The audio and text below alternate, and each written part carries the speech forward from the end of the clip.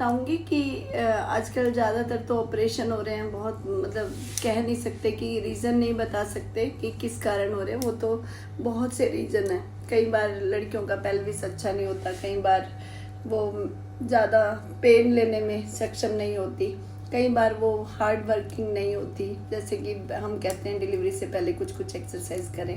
तो अब आते हैं हम खाने पे कि एलिसिस के बाद क्या खाना चाहिए। ऑपरेशन के बाद लोग कहते हैं इसको 10 दिन तक खाना नहीं देना। तो ऐसा नहीं है, क्योंकि अगर खाना नहीं मिलेगा तो उसकी हीलिंग अच्छी नहीं होगी। तो पहले दिन 6 घंटे तक हम ऑपरेशन के बाद थोड़ा खाली पेट रखते हैं। 6 घंटे के बाद हम उनको लिक्विड देते हैं। पानी ले सकती हैं, नारियल पानी ले सकती हैं, नॉर्मल पानी वगैरह लिक्विड।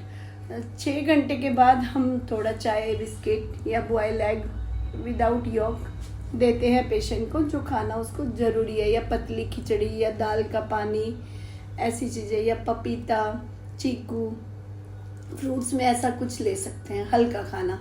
तो दो दिन तक ये रहता है। घर जाके जब 3rd डे के बाद घर जाता है पेशेंट, तो तब भी उसको हल्का ही खाना लेना होता है। 1 हफ्ते तक दलिया, खिचड़ी, थोड़ा दाल में रोटी डाल के, या लौकी, तुरई, मतलब सॉफ्ट डाइट, मतलब हल्की, ज़्यादा थिक वाली नहीं, जो देर से डाइजेस्ट हो वो वाली नहीं। बस थोड़ा घी अवॉइड करना होता है 1 हफ्ते तक। 1 हफ्ते के बाद स्टिच रिमूव हो जाते हैं। उसके बाद जो उसको खाना है वो खाना है उसको अंडे की सब्जी खा सकती है, चिकन, जो नॉन वेजिटेरियन है वो चिकन ले सकते हैं। थोड़ा खाने में कोई परहेज़ नहीं है। अगर प्रोटीन अच्छा लेंगे तो उनकी हीलिंग अच्छी होगी, उनको पेन वेन नहीं होगा। और जो वेजिटेरियन है वो दाल, सब्जी, रोटी, पनीर ये सब खा सकते हैं। इसमें कोई दिक्कत नहीं है खाने में। प्रोटीन मिलता है। नमक कम, नमक कम, मिर्ची, स्पाइसी, तीखा नहीं। बाहर का कुछ नहीं खाना होता है, घर का खाना सब खाना होता है।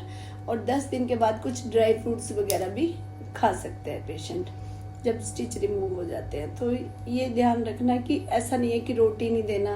रोटी देना है। रोटी नहीं खाएगी तो उसका दूध नहीं आएगा, दूध नहीं आएगा तो बच्चे को दूध मिलेगा नहीं।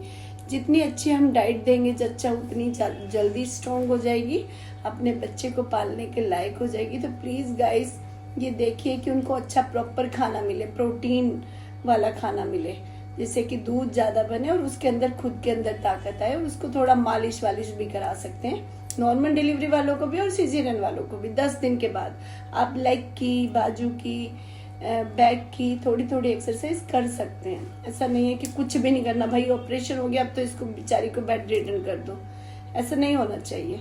तो आजकल सबकी सर्जरी हो रही है, तो सबके लिए ही कहूँगी मैं कि ज़्यादा से ज़्यादा ध्यान रखना, अपना केयरिंग करना, ताकि नेक्स्ट टाइम उनका शरीर बिल्कुल अच्छा हो जाए।